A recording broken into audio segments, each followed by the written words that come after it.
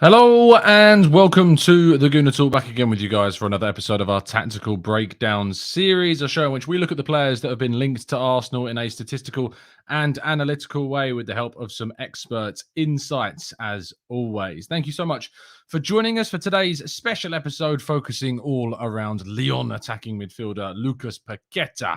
I'm looking forward to getting into this one and educating both you and myself about who indeed the Brazilian is. And of course, he is an Arsenal transfer target, hence meaning he's probably Brazilian, in which the case that Lucas Paqueta he is. Before we get into that, though, thank you so much for tuning in. I would really appreciate if you could show your appreciation for the hard work that goes into producing these videos every single time Arsenal are legitimately linked to a player by dropping a like on the video. And if you're new to the channel, if you could subscribe as well. I know only about half of you that watch the videos are actually subscribed to the channel. My analytics tell me this. So if you could still subscribe to the channel, that would be amazing for the continued support that you show every single time. But without further ado, let's crack straight on into things with, of course, a player coming out of France. Means that we need to hear from the man, the myth, the legend, the Mr. Jeremy Smith, of course, who you can find on Twitter at JeremySmith98, French Football Weekly contributor and all-round French football expert. Let's hear what he has to say about Lucas Paqueta. So it's good to see Arsenal being linked with a Lyon player again after having a little break for them to sort of flirt a bit with Lille. And it's nice to be talking about a midfielder that isn't called Houssem Aouar. And in Lucas Paqueta, I think we're talking about, to me, another level of player, really. It's hard to think that he's only, I think, 24, because it feels like he's been around for a while. It seems like years ago that he signed for Milan, and he kind of flopped there a little bit. So sort of Lyon, I think, we're taking a bit of a punt bringing him in, but it turned out to be great business on their part. He's just flourished into a really quality midfielder, kind of with a lot of Brazilian flair, but a little bit of sort of European ruggedness, I guess, that he must have learned the last couple of years in France and in Italy.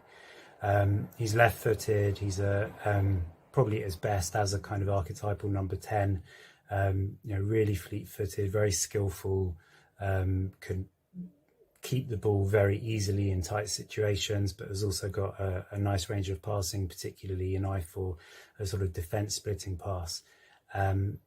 Although he's a number 10, Lyon have played him all over the place. He seems to often drift to the right, even though he's left-footed, which might be more just because some of his teammates in the midfield are left-footed as well. He's even played as a sort of false number 9 or as a centre-forward a couple of times for Lyon in the last season. So he's flourished into a proper... I know I've spoken a lot in the past about sort of Lyon midfielders being flaky, but he seems one who, is really willing to get stuck in. He's not a type to say, well, I'm the skillful playmaker, I'm not going to do my defensive shift. He'll move around, he'll take one for the team, but he'll also be the main sort of creative force. And, the type of football that Lyon like to play, a lot of sort of ball-playing midfielders, passing the ball around, in the sort of the style of the coach, who didn't have a great season last year but is being given another chance this year. He is the type of player that you'd build a team around, and I think he'd fit well into an Arsenal team where Arteta is looking to really get the team to play football. I think he does his defensive shift, so even if Arsenal are playing a back three, I think he'd do his bit to sort of cover if the fullback is bombing forward. But as I said, at his main strength is looking for those defence splitting passes, finishing chances. He's got a very good sort of timing to make runs into the area just at the right moment. So I think on his day, he's a fantastic midfielder who can do it all. He's cemented his place in the Brazil squad as well. I suppose the only thing I'd say, I know I said he's not kind of classic flaky Lyon midfielder, but obviously at Milan, which a lot of people will say is a sort of step up from Ligue 1, he didn't set anything on fire there. And although like last year his was by far his most productive season in professional football in terms of goals, assists, appearances for Lyon, I would say at Christmas time or a little bit before, he was probably my Ligue 1 player of the season. He was just unplayable at times the first half of the season.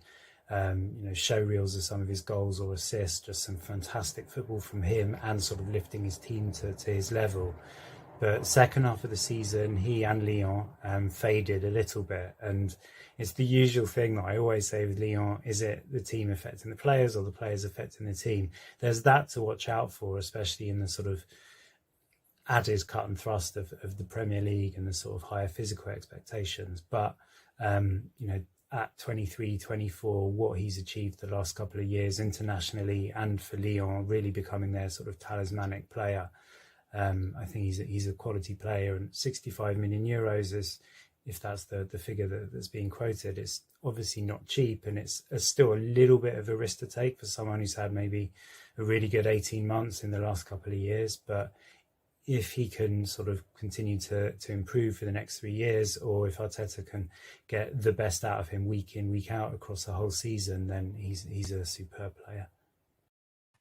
A massive thank you to Jeremy for contributing to our tactical breakdowns. As always, you can, of course, follow him on Twitter at JeremySmith98 to keep yourselves up to date with all things French football. He tweets plenty about Arsenal, because Arsenal are, of course, quite heavily linked to a lot of players, either of French heritage or, of course, coming from Liga in particular. So very interesting indeed, hearing about Lucas Paqueta being potentially a player that dipped off at the end of last season, but, still definitely shone, especially in the first half of the season. And we're going to take a look at the player's statistics now to get a better idea about the player as well. You can see from his FBref profile, he excels in a lot of different areas in terms of non-penalty XG, of what he's expected to score, the amount of shots that he takes during games, his creativity with his expected assists and non-penalty goals, and expected assists in that area as well. Passing, as Jeremy mentioned, always trying to find that crucial pass in the 87th percentile for progressive passes for players in his position in the top 5 leagues. Progressive passes, recoveries, you've seen there in the 94th percentile. A really good presser of the ball in the 96th percentile for pressures per 90. Really impressive. And 99th percentile for kind of tackling in the attacking midfield area too. Clearances and aerial duels, also very impressive. So as we like to do on these tactical breakdown shows, what we do is we compare our players to other options. And here we're going to compare him to Martin Odegaard, who is obviously the home attacking midfielder in the Arsenal team, Yuri Tielemans and Milinkovic-Savic. Now, let me talk a little bit through about these comparisons. And it's probably easier if I do this while I have the heat maps up on the field. You'll notice that Lucas Paqueta is not the same type of player as Yuri Tielemans. The reason why I'm making these comparisons with him in particular, of course, is as both Tielemans and Milinkovic-Savic are linked with moves to Arsenal. But more in particular because Paqueta is a player that if we were to go for him, I just can't see us signing Tielemans. I think I would see us more going for maybe on top of him, a defensive-minded midfielder that's more defensive than what Tielemans is.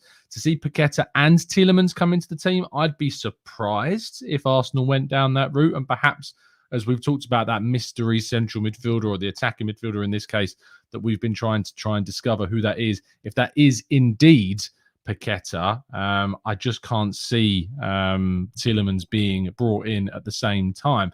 Looking at their goals, he scored 11 last season in all competitions with an XG of 12, so didn't quite match what he was expected to, whereas all the others did outperform their XG. Milinkovic-Savic, very impressively, 11 goals from 7.25 expected.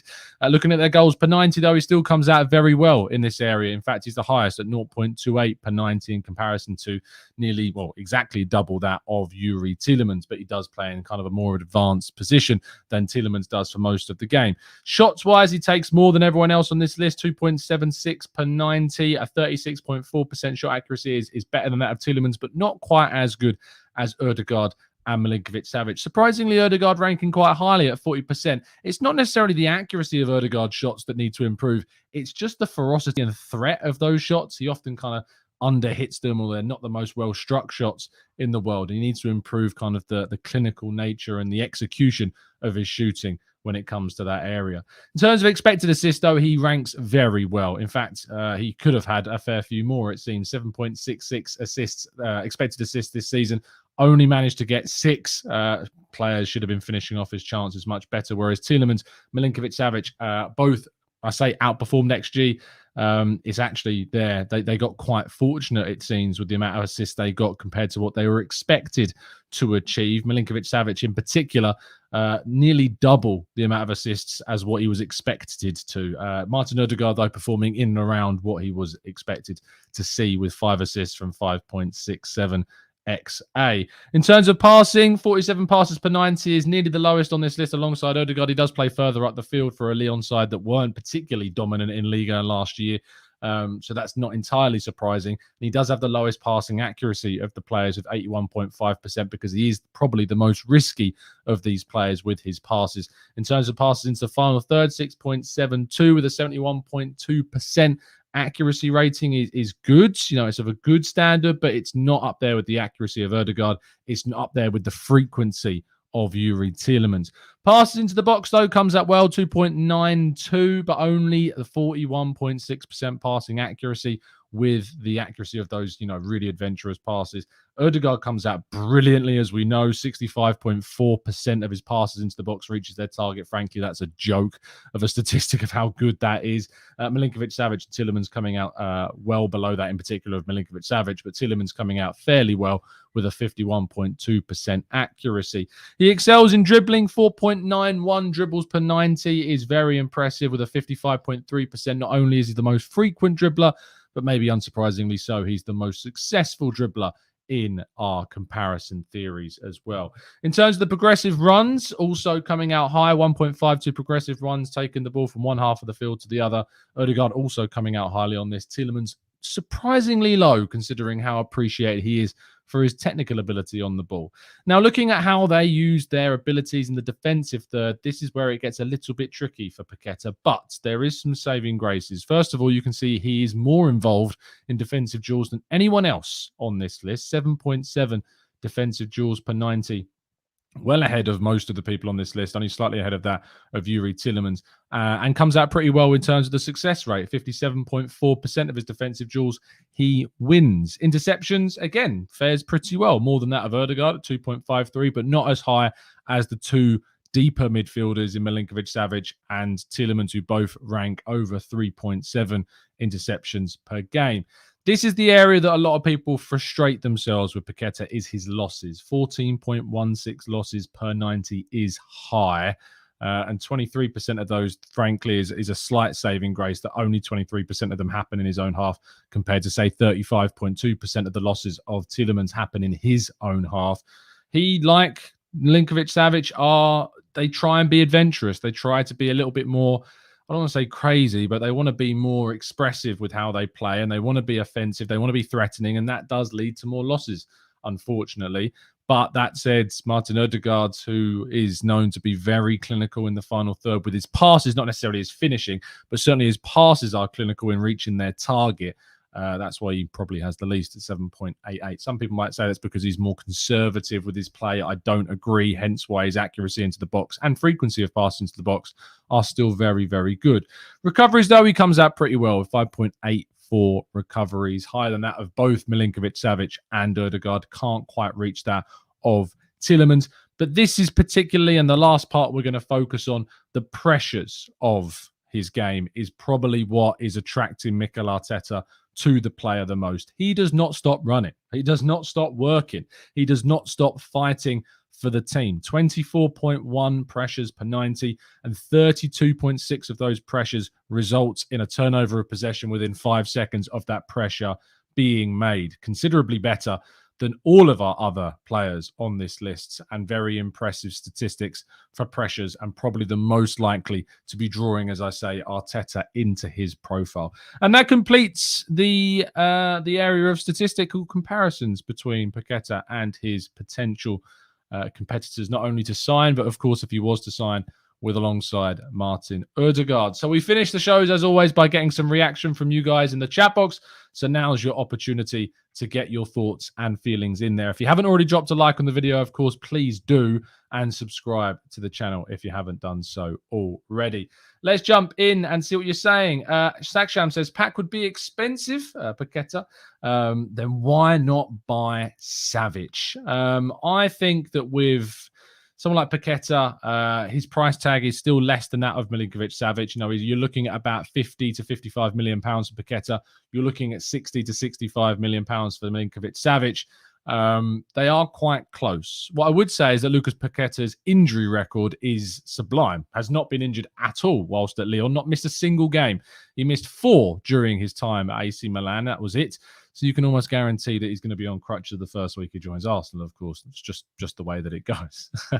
Matt says, do you think that Paqueta will have any problems adapting to the Premier League? Nowhere near as much as I feel that Pepe would. Of course, Liga is a very physical league, so I don't think he'd necessarily struggle with the physical step up because there isn't too much of a step up in physical. Certainly in time on the ball there is. He maybe wouldn't be able to be as patient with some of his play. But to be honest, the amount of energy he applies into his game, I don't think he necessarily would. He's a very high energy, impactful player. So I don't think the transition would be too much of a shock for Paqueta to move from one league to another.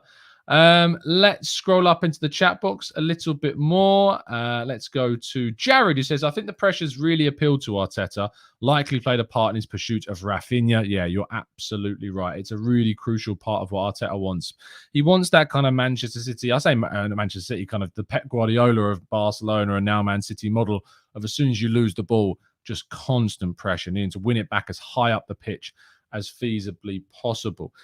Jacob says, hi, Tom. I always compare players we are going for with Man City's players because of Arteta's system's and the similarities with Pep's. Do you think Paqueta is seen as a KDB kind of player in that system? Maybe. I mean, the thing about Man City is obviously they're so rotational with the players that they use. You could see him playing because he can track back. He has got his pressures in kind of that Bernardo Silva type. But I know that Fabio Vieira has been very much compared with Bernardo Silva. There's just so many similarities with the profiles that Arteta wants. Vieira, Paqueta, Ødegaard, you're going to see a lot of energy from these guys alongside Gabriel Jesus and Saka and Martinelli. It's a very high energy attack. And that's what we want from Arsenal, is we want them to win them as high up the pitch as possible. So I wouldn't necessarily make a direct comparison with KDB, but I think there are comparisons with what Arteta wants from his team, similar to what Pep wants from his team. Do we need adventurous midfielders, Sam? I mean, the argument is we probably need more of an 8 than we need an adventurous midfielder, which is why I think if we go for Paqueta, we should probably be looking towards more of a defensive-minded midfielder if we're going to go for another one, which I think we should. I've been asking for 2 midfielders in this window, and we've not signed one yet. So I don't see us signing Tielemans and Paqueta. I just don't think I see that as a realistic scenario right now. Ogie says, who would you say will be our starting 8 if we get our transfers in? Do you think the new signing starts over Xhaka? It depends who he is. If it's Tielemans, I think Xhaka starts some games and Tielemans others. Away at Crystal Palace, I think Xhaka's more of an asset than, say, having Tielemans in the team, because it gives you a bit more coverage for the high press that Palace get. But if you're playing at home to, say, Palace in a very different game, because Palace away and Palace at home are just night and day, maybe Tielemans is a bit more necessary, a bit more useful than Xhaka. It's amazing how the same team can be so different home and away, but I think it's important to point that out. Zana says, fans are funny, too expensive, not needed. What happens with this player if the club has resources and willingness to bring a player in? Then be happy. I'm more than happy to see Arsenal spend big on someone like Paqueta or someone like Milinkovic-Savic, especially when, the money that we were looking to spend on Lisandro Martinez is looking as if maybe it's being angled towards a cheaper option, perhaps a Grimaldo, which gives us more flexibility to sign more in midfield. Boss says, does Tielemans run and put pressure on players? That's possibly why we haven't got him. Not as much as the likes of Paqueta, as you've just seen from those pressure statistics. I mean, I'll get them back on the screen for you. His pressures aren't anywhere close to that of Paqueta. They're not as high as that as Ødegaard. So maybe that is playing a part in their back and forth, their indecision around really pushing to try and sign Tielemans. There's nothing to say that a player can't be bought by Arsenal and then be taught and trained and coached to be a better pressurer, that's the right word, of the ball. There's nothing to say that we couldn't do that. It's just, obviously, to have someone that's already got that in their locker is of a great benefit to Arsenal.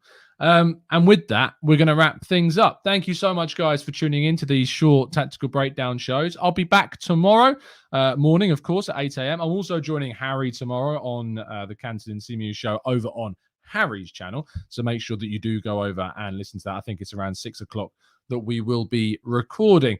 But thank you so much for tuning in. Do drop a like on the video. Do subscribe if you're new. And if you want to help support the channel, you can even join up as a member and get access to lots of exclusive stuff as well. Link in the link tree as always. See you again, guys. Have a fantastic day. And as always, up the Arsenal.